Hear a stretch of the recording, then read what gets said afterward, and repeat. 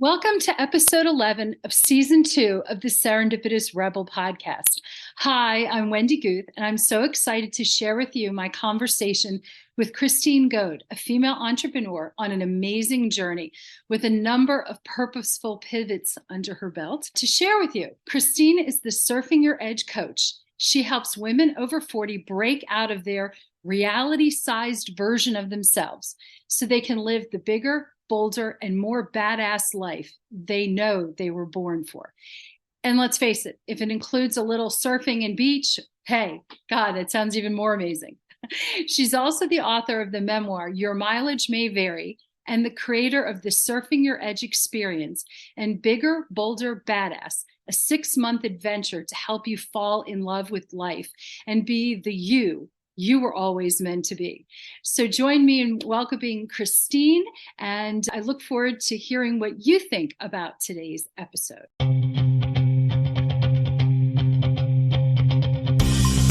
Welcome to the Serendipitous Rebel podcast. I'm Wendy. And I'm Crystal. This podcast is for the adventure-loving, purpose-driven, action-minded, authentic, and rebellious entrepreneurs. Just like us. And just like you, we are trying to figure shit out. So join us as we talk about business and life and everything in between.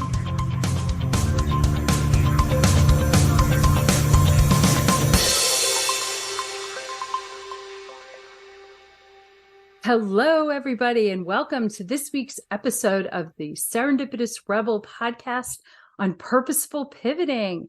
I'm Wendy Goad, and I'm super excited to be here today with Kristine Goad. And we are going to talk about actually a couple things with regards to pivoting. Well, I'm dropping the hint, and I'll do a little bit of an introduction. And yeah, I'm really excited. We've known each other on the online space for a few years now. You know, I think it's longer than I think, because I think it was before I moved to Guantanamo. Wasn't it before I moved to Guantanamo Bay? Yeah. Yeah. So it's been a while now. Yay. This is sort of the teaser. We've both end up almost neighbors, pretty close, in Southern Maryland. Wow.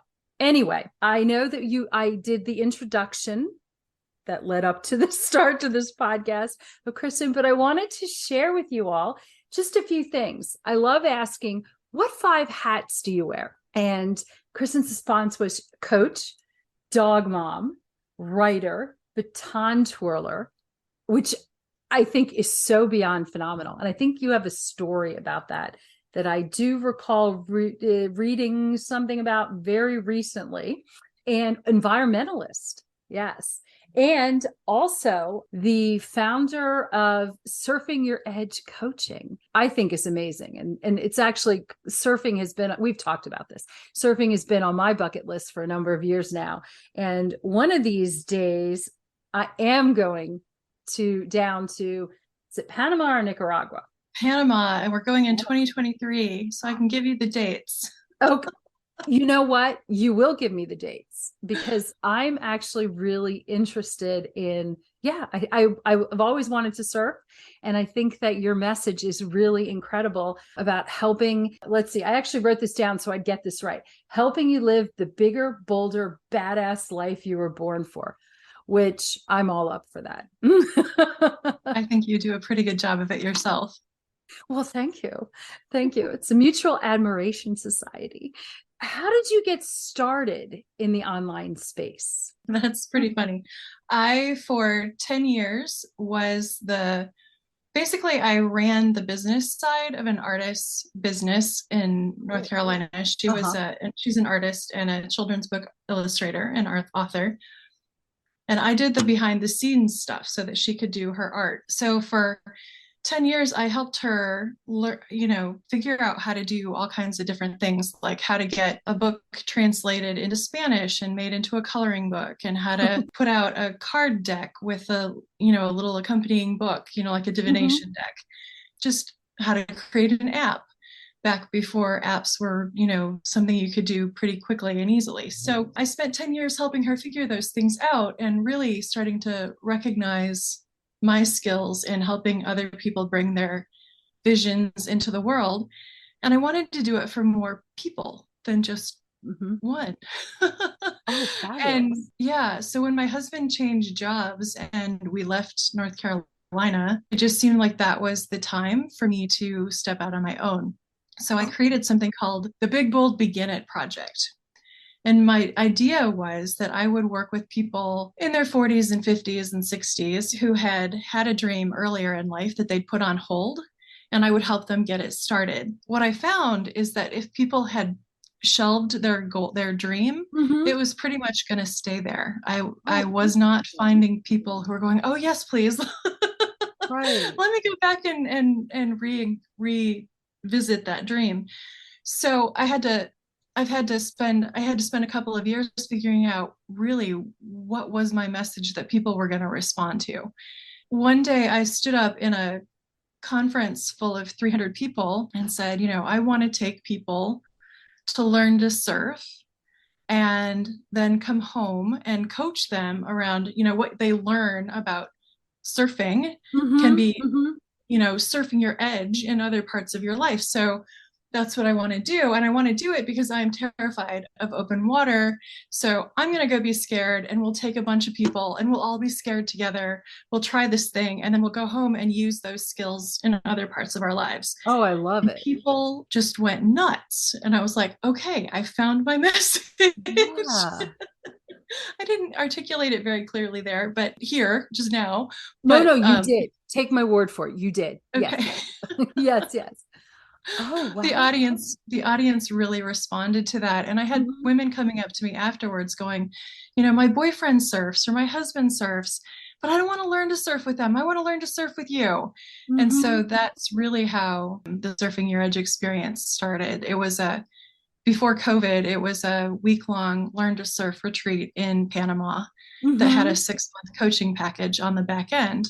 So you could come home, and because that was the other thing that I recognized is that, and you will get this, Wendy, as a world traveler, I have been on so many life-changing adventures, right? But Right. then you come home and your life doesn't really change because you have to do the work when you get home. You don't just go and live the great thing and suddenly come home a different person. So that's why I wanted the 6-month package on the back end, so we could go Yes. have the life-changing experience and then come home and actually change our lives. You saw the animation that in my face just now. No one, our listeners can't, but I cannot agree with you more. And it's interesting. A number of years ago, I read the book, and that something to the effect, and then there's laundry, because Mm. you go and you experience, and I wish I remember, I'll have to get you the author's name, but it's that whole thing. It's like you go and you have this, like, I'm just back now from a vacation, and it's like, ugh. It's like, what's next? But the premise of the book is you have these life altering experience, and then you go home and you return to normal. And I Mm. love what you're saying about, okay, you can return to normal, but you still have work to do, or this is when the work begins. Wow, Mhm. I love that. It must be so, because it's so opening. It's outside your comfort zone.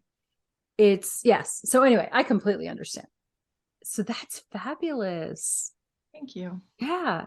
And now that COVID is over for all intents and purposes, and you'll be back to Panama again. Yeah, we're going to go back for the first time next year. I've had quite a bit of interest. I'm kind of actually hoping that I can do a couple of them.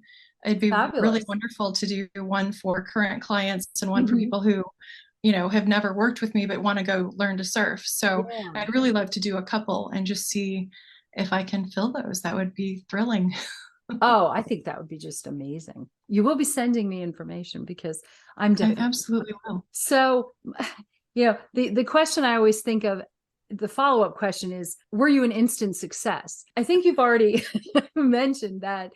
How does it, I mean, I guess, how does it feel, the sort of the evolution of the development of this and you could stop me if I'm wrong, but this is your purpose. This is your mission. Yeah, And to find absolutely. that.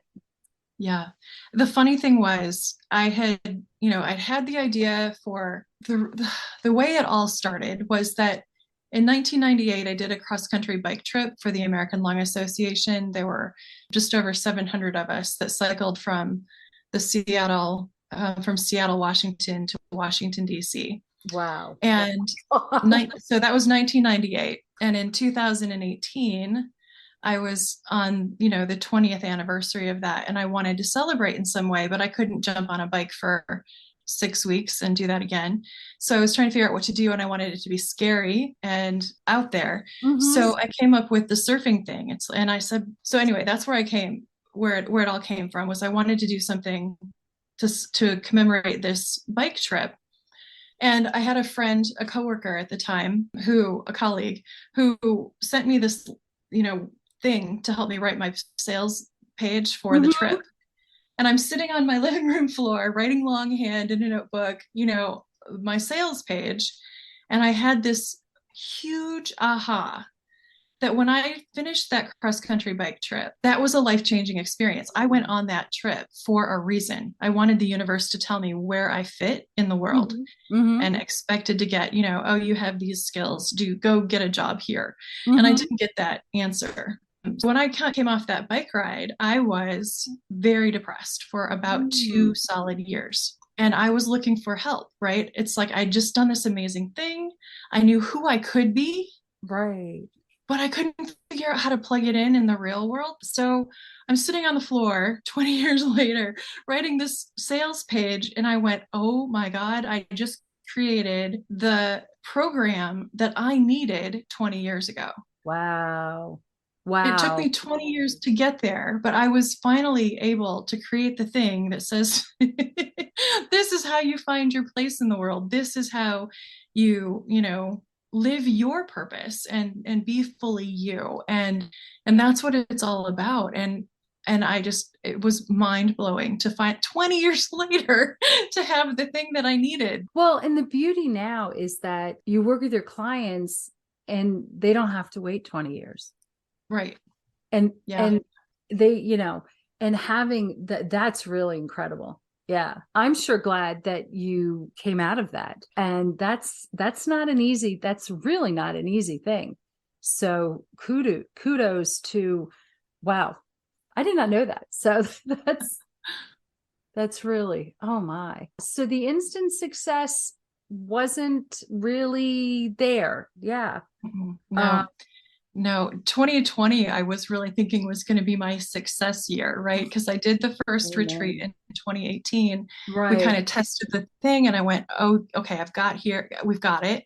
In 2019, we went back and we tweaked some things and that was perfect. It was like, because I added in some Latin dancing and I added in some outdoor yoga, and it was just fabulous. And we do whale watching and dolphin, watching and surf lessons, and it's fabulous. So anyway, I was like, 2019, we've got it dialed in. 2020, we are going to go for it big time. We're going to take 16 women, which will be 2 boats, and it's going to be perfect. And then March of 2020, I went, oh, that's not happening. And really lost my confidence as a coach because I had felt for 2 years like it was the surfing piece that really got people's attention. So then it's like, well, if we're not surfing, how am I setting myself apart from all of the other coaches out there? How am I going to get attention? So I did one-on-one coaching since then. And this is the first time I'm putting together a new group program starting in January that doesn't include the surf piece because not everyone is willing and able to travel so I finally came up with my own surfing. It's not surfing related, my own group coaching thing again, but it took that long for me to figure out what do I have to offer that sets me apart that's not surfing related. Oh, so many things are going through my mind right now. How do you feel about your confidence now? It's really good. I used I used COVID to really become a better coach. I learned new coaching skills. I became a positive intelligence coach now. So when you go through my programs, you get that as part of, it's a 7-week program to help you start dealing with those self-doubts and those negative voices in your head saying, who do you think you are to try this? And who do you think, what makes you think you can do that? So it's a program to really start helping people deal with all of those negative voices that keep us stuck. And so I really feel like I'm a better coach now, and I'm super excited about this program, but it took a long time. Well, it's interesting because I think you and I are very similar. I get an idea, it percolates, it sort of swims around, and when it finally comes out, I'm happy, it's fabulous, but it takes that time. It's fabulous. And I think, I look at COVID as being a horrible, horrible couple years, but the ability, if you can channel things, especially with learning, there is growth after trauma. Yeah. And you know what? You actually did something else too, didn't you? You up and relocated. I did. Wait a second. That was an exciting thing that came out of nowhere. So yeah, it's like how did you, because you were living closer to Washington. Yeah, we were living in Alexandria, Virginia, about 7 miles from, the city line for DC. Right. And we'd been there for almost 7 years and had been in the same building. We'd moved apartments in the same building over those 7 years. But COVID was really hard in high density, 25-story apartment complexes with one on every corner. There were just people everywhere and only 4 elevators, and the mask thing, the no mask thing, it was really hard for all of that. So that just we were living in 700 square feet, which is a pretty small apartment. And, it was fine until COVID. And then it was like, I didn't have a balcony. I couldn't go outside except for to walk around on the sidewalk and sit on a park bench or whatever. And my husband and I are both kind of nomads. We spent a couple of years here, and then we want to spend a couple of years there. And we like to move, and we like change. So we were getting a little antsy anyway. And we'd been watching them build. I love it. I love dogs barking. And I bet he's saying, you know what? I'm happier now and not in an apartment. He actually loved the apartment because he got to have so many friends. Every time we went to the lobby, people were loving him. There would be other dogs. Okay. So he's actually quite lonely. Oh no. Plus, he didn't know how to walk upstairs or downstairs when he got here because for 4 years he'd lived without stairs. And we'd taken him on outdoor stairs, but indoor stairs apparently are a completely different thing for him. So yeah, he's had to learn a lot. Yeah. Oh. But anyway, so we'd been watching them build another apartment building not too far from where we were. And we were looking forward to it because it was going to have dog parks within the complex. There were going to be 3 different dog parks and all this stuff. There was going to be a TEDx style stage and, co-working spaces and all this really great stuff. And so we were all excited. We watched it go up, and then we went and took a virtual tour and realized that they had spent all of their resources on building the common spaces, and that the apartments themselves were an afterthought. Ooh, that's not and good. Very expensive, and nothing worth paying for. Right. So we were like, okay, we're not moving there, especially during COVID, because we don't need the commingling spaces. So we hadn't been anywhere in a year. So we took a drive one day to Southern Maryland, where my husband had gone to college, and went to a little beach down there. And on the way, we found an Indian restaurant in this little town called California and got ourselves Indian food for lunch, and then realized there was a park, about 1.5 miles away. So we went to that little park to eat. And my husband looked down the beach and realized there was a bigger, sandier beach. So we did a little 1/2 mile walk down to this sandy beach on the river. It was the Patuxent River. And my dog just flopped down on the sand and said, "This is it. I am home." Oh. So Hans, my husband, and the dog fell in love with this little beach, and they wanted to stay there. And I'm like, "No, we have a plan. We're going to the other beach, further down. We're packing up. We're moving because I want to see the actual bay, Chesapeake Bay." So we went and did that. And on the way back, my husband's like, "Well, what would happen if we bought a little piece of land and put a tiny house on it, and we could spend the weekends over here?" And we talked about it. And I'm like, "Yeah." And Walt and I, because we don't have, I can work anywhere. Right. Walt and I could spend a couple weeks here, and, you could come on the weekends, and, we could have a little bit of. And so it worked out so that by the time we were done with this little what if scenario, I was living full time in the tiny house in Southern Maryland, and he had rented a tiny little studio apartment in Alexandria. Oh, And was wow. that's what we were going to try to make happen. Right. So the next morning, we both got up without talking about it, and we both did a little real estate search. Didn't really find any land. And he actually went a little farther than I did and realized that it's very hard to put a tiny house on land in this area anyway. They have all of these crazy rules about tiny houses. So I actually didn't know that. Really? That's crazy. Yeah, I think it's easier to have a house with wheels than it is to have a tiny house. That is, yeah. Well, so Maryland anyway, has a few idiosyncrasies. Anyway, it does. Yeah, but everybody does. Yeah. So, but now you're in a house now, and we are. Yeah, because I'm sorry. We both found the same townhouse that actually came on. Wait, we found the same. Okay, we had driven by.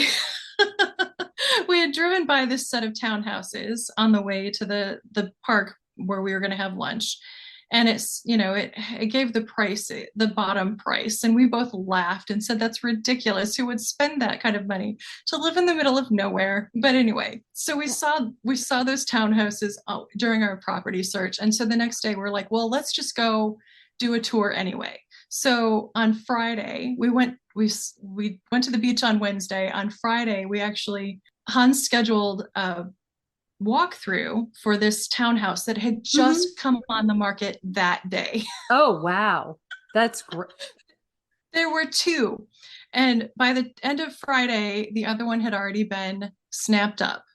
So Saturday morning, we raced over here, stepped into this townhouse, a 3-story townhouse, and we're going from a 700 square foot apartment. So we walked up to the living room, the living floor, which is the second floor, and it's this giant open space with a kitchen in the back, and we just went, "Oh," and walked out, and my husband's like, "We're gonna get this house." And we hadn't ever talked about. We had actually done the 700 square foot apartment so that we could eventually get ourselves into a tiny house. We never thought we would be going back up into a story house. So that was Saturday morning. We came home Saturday afternoon, and he made a call to ask for loan assistance from a family member, and that didn't happen. So on Monday, I called someone and asked for loan assistance, and that didn't happen. But Hans kept playing with the money, kept playing with the numbers until he figured out how we could do it. And within 6 weeks, we had purchased this house and moved 90 minutes away from where we were living, and had figured out that Hans could keep his job and commute 3 days a week and work from home 2 days a week. And we're living in a place we never thought we'd live, in a house we never thought we'd get. And oh, that's fabulous. I know. I was like, wait a second. You were neighbors now? Yeah. And nobody's ever heard of California, Maryland. They all think it's very funny. Yeah. It's very funny. And it's right next, just for a little more humor, it's right next to Hollywood, Maryland. Yes. Yeah. But in terms of that's interesting. So for you, who has taken time to really thoughtful and very precise in how you've moved along. This is a change. It was funny. Yeah. I think we just needed an adventure, and this was it. This was the adventure. So, and we're still happy about it. We haven't regretted it at all. Even though my husband now has to, work 3 days a week and drive. He had been walking to work. Oh yeah. So that is the hard part. But aside from that, we have loved every minute of it. Well, and it gives you, well, actually, I mean, Alexandria does offer, but it is more, well, it's suburban, if not urban in and of itself. And this is as rural as you get. It's pretty rural. Yeah. Yeah. Because actually, and now I'm committing. And actually, we will commit that maybe not during the winter, but in the spring, we will go kayaking together and do videos from the kayak. Awesome. From kayaks. Yeah. Because you kayak. I haven't. I've only been out once. Okay. We will be doing this as soon as the weather gets warmer. So definitely stay tuned. So yeah. Oh wow. So yeah. So you've had a number of really intriguing pivots. And do you feel like the move what has that done just in terms of, maybe this is a leading question, probably is, but in terms of your creativity, in terms of flow, in terms of, how you feel about what you're doing? Fabulous question. Because basically we moved into the house and my first thought was, I can think bigger thoughts here. Wow. Oh my God. It's like I I've love that space. I can think bigger thoughts. And I feel so much freer. And I just felt from the minute I got here, just more connected to nature again, which I really have missed. There's this gigantic flock of starlings that comes down for the winter. They show up in they're starting to show up now, but just in small drips and drabs. But, they come, and in December, it'll take 15 minutes for them to cross over my house. And there are deer and coyotes and birds and egrets. And we're half a mile from the beach that my husband and dog fell in love with. So we get to walk down there, and it's just amazing. And this whole area is former Piscataway and I just feel like so blessed to be here. I just feel like there's so much rich history here, and I just feel like there's energy and spirits all around me, and I love it. I want to take really good care of this place. Oh, that's wonderful. I love it. Yeah, there's definitely an energy here, and I love that you're able to okay, I'm still stuck on, I think bigger thoughts. I think that is so incredible. That is so incredible. But has any of this been at all scary for you? I've had 5 different questions in my head, and I'm like, which one do I want to pull from first? So we'll go with this one. I don't think it was scary. I don't think so. My husband and I, like I said, we're adventurers, and we like to shake things up every now and then. And this one was just one of those surprises that surprised us both. And it's so great when you can like fall in love with something together. It's like not one of us fell in love with it and wanted to do it and had to talk the other one into it. We both were like, yes, this is the thing. Let's do it now. Yeah. Wait, you think it'll move in anytime soon? No, I don't think we are. We want to move toward a nomadic lifestyle where both of us can be working from anywhere, but we're not there yet. Yeah. I mean, I know the older I get, I want to have, I need grounding. I do need that. But at the same time, I need the flexibility. I want flexibility. So it's almost like this would be a great staging ground to be able to possibly flit away for a while and then come back and then flit away for a while. Did your husband go to St. Mary's College? He did. Okay. Yeah. And actually, so that I took this is totally an aside, but I took my my daughter there to do the tour, and they talked about the Piscataway Indians, and I had forgotten that was the indigenous tribe here. So yeah. And they actually had this wonderful statement. I don't know, you may have heard it about, they respecting the land, and also that a lot of this land was built on slaves as well. Yeah, if you go down to the college now, they've got a whole exactly exhibit. Yeah. It's there's so much opportunity to not only take the energy from the land, but also to give back and to pay respects. And anyway, that's you and I will have to go to the Indian place, which is Bollywood, which I'm surprised we've never bumped into each other there, and talk about that further. But yeah, and it's so wonderful to be able to have the opportunities to really lean into nature, which is fantastic. I wish that everyone had that opportunity, and being close to the water is pretty phenomenal too, if I do say so myself. So it's not many people who actually, it's adventurous, but it's also a little brave, don't you think? Well, that's why I call myself the Surfing Your Edge coach, right? If I'm not doing it, then I can't expect anyone else to. Yeah. Wow. Fantastic. And you are your brand. I'm hoping. Yeah. I reached out recently to ask some people, because when you do this social media stuff and you talk about who you are and what you do, you don't know what message people are actually receiving. Right. So the other day I was encouraged to reach out to a couple of people and just say, hey, you've been around me for a while. What do you think I do?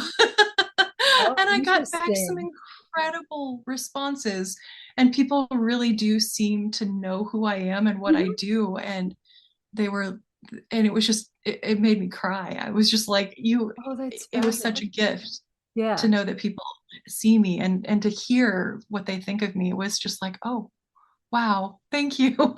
I'm done now. Social media is such an interesting, anyway, we all know, such an interesting thing. You love it, you hate it, whatever.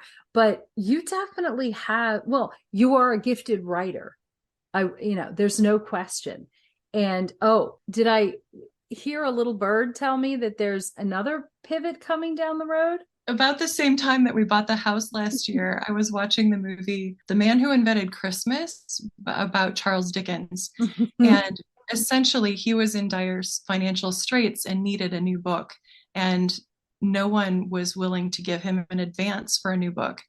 So he wrote and self-published A Christmas Carol in 6 weeks in 1843. Had it in the stores by December 19th and sold out by December 24th. And I thought, the first time I watched it, I just thought it was a great story. And then somehow I watched it again and went, I could do that. I love it. So this year I created something I'm calling the Dickens Challenge. And starting November 1st, I started writing a novel. And I thought I was going to be writing a different novel. I spent, about 6 weeks thinking about another novel, and then realized it was going to take too much to write that in 6 weeks. So with 2 days to go, I came up with another idea and started writing on November 1st. And I have a couple of friends who are doing this with me, and we're all going to publish and have a book launch party on December 19th. Oh my gosh, that's so fantastic. We've got a lot of work to do. Oh my gosh, that is so cool. And you'll just self-publish. Yeah. Oh wow. Yeah, okay. Amazon makes that so easy now. It is very easy. That is so. I think you need to add also the hat that you are definitely a Renaissance woman. Oh, yeah. Thank you. Yeah. Wow. That's fantastic. Something also tells me that you'll possibly wake up with some other new idea too. May take a little bit to percolate, but then it'll be an amazing contribution. Thank you. My husband used to say to me, he's gotten tired of saying it, but he used to say to me, I've never heard you say you want to do that before. And now he's just like, he just goes with it. And now I can say, honey, it's part of my brand. I go off and do the crazy thing that makes me happy in hopes that other people will go off and do the crazy thing that makes them happy. Well, the beauty is, and it's the beauty, and it's also almost the burden, is you lead by example. Right. Which is another thing that I take really seriously. Mm-hmm. I feel it's a responsibility of mine to do things honestly and in public, so that when I fail, when my book doesn't get published by December 19th, it's like, okay, it didn't work, but here's what I learned, and here's why it was valuable. So I really think that learning in public and making mistakes in public, especially as a woman, is super important, because we just, so much of what we see on TV and in magazines and online looks like everybody's leading a perfect life. And it's just, I think, super important for us to be honest and say, no, like you said earlier, was I an overnight success? No. Mm-hmm. I'm happy to talk to you about why and how that felt and what it was like, and just really make it clear that, success isn't a straight upward line. It's a murky up and down and up and down and around in circles and sitting in your head too long kind of thing. You know what? You speak such truth. You speak such truth. And it's not always easy, especially for women. Mm-hmm. I agree. So, we're wired a bit differently, where, men, it's funny. I just went on Richard Branson's cruise ship, and he has a lot of failures under his belt, but no one ever really thinks about that. And I love what you said about learning in public, because I'm a lifelong learner, and there's no question. I would guess that you are also a lifelong learner. Yes, absolutely. Yeah. And to be able to do that, because and also to say it's actually learning, because if there's a hiccup or a blip, you learn from it and you keep going. Mm-hmm. And these are skills that I wish they taught us much younger. Mm-hmm. Absolutely. In school, I had one teacher who, when I was in high school, one teacher who encouraged me to speak up in class, because he needed more strong female voices. And what I learned in his class was that boys would say whatever came to their minds just because they wanted to hear themselves talk. But girls would wait until they knew what they thought to speak. And it just continues forward from there, right? We don't make mistakes in public. We don't do things until we think we know how. And we yes, exactly. Here to there. Exactly. So learning the whole, failing forward was a really important phrase for me when I first started thinking about building a business. And another one just went through my head that I've lost. Oh, if you feel ready, you've waited too long. Oh, yes. And it's just so true. And yet, and that's the other thing. In those 20 years between when I did the bike ride and I started the surfing thing, I spent 10 years wanting to start a business and just not wanting to make any mistakes, not wanting to spend money I didn't have to spend, not wanting to, I just didn't, as a smart woman, I thought I should be able to map out the perfect, I'm here, I want to be there. This is how you do it, right? We make a plan and we work the plan, and when it's your life, it doesn't work that way. No. So I've really had to learn that it's, you take a step, you look around, you take another step, you look around, and you just have to go. You can't, it's like I guess, who does this? Is it Mike Dooley does this thing about GPS, where if you put in your destination and where you're starting from, but then if you go off and do something that your GPS isn't expecting, it will reroute you. Yes. But it can't reroute you if you're not moving. I hadn't realized, but that is very true. That is very true. The incredibly, incredibly sage advice in a time where, I think that a lot of female entrepreneurs right now, we are on hopefully the cusp of what will be greatness for more of us. We are still pioneers in a lot of ways. And the ability to speak your truth is it's still hard. It's still hard, but wow, it's so exciting. And well, I can't wait December 19th to hear about whether it's published or not. You might let us know what it's about on December 19th. That could be it. Oh, that's really exciting. Yeah. So you have so much coming up that is just really amazing.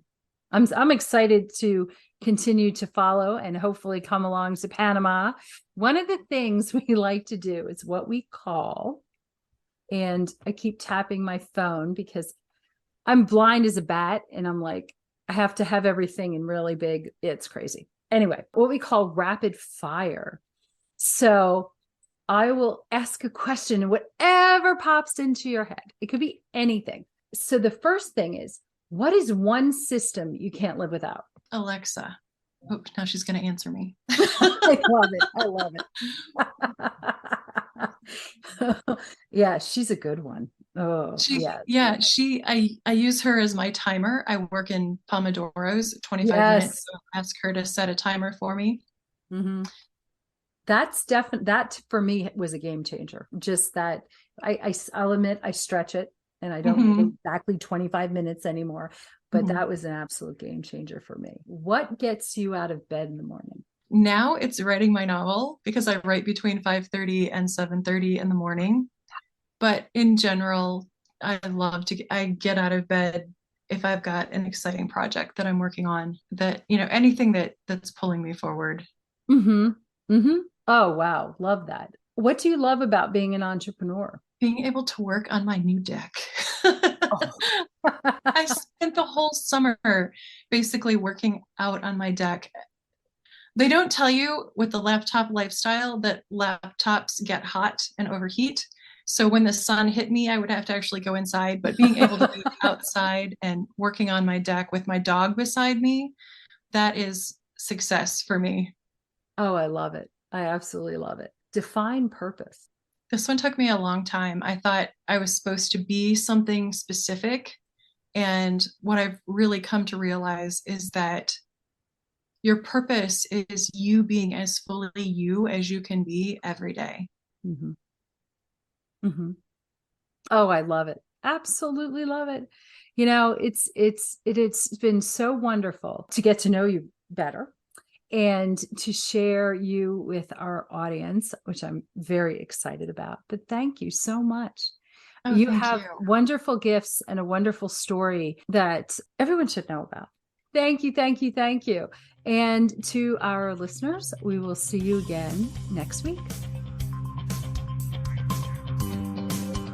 Thanks for listening. Be sure to subscribe and leave us a rating. But only if you liked it. Otherwise, just keep it to yourself. You can learn more about our upcoming masterminding opportunities on our website at serendipitousrebel.com. And if you have topics you'd like to hear about, be sure to submit them on our website or DM us on social media. Hey, see you next week. Bye.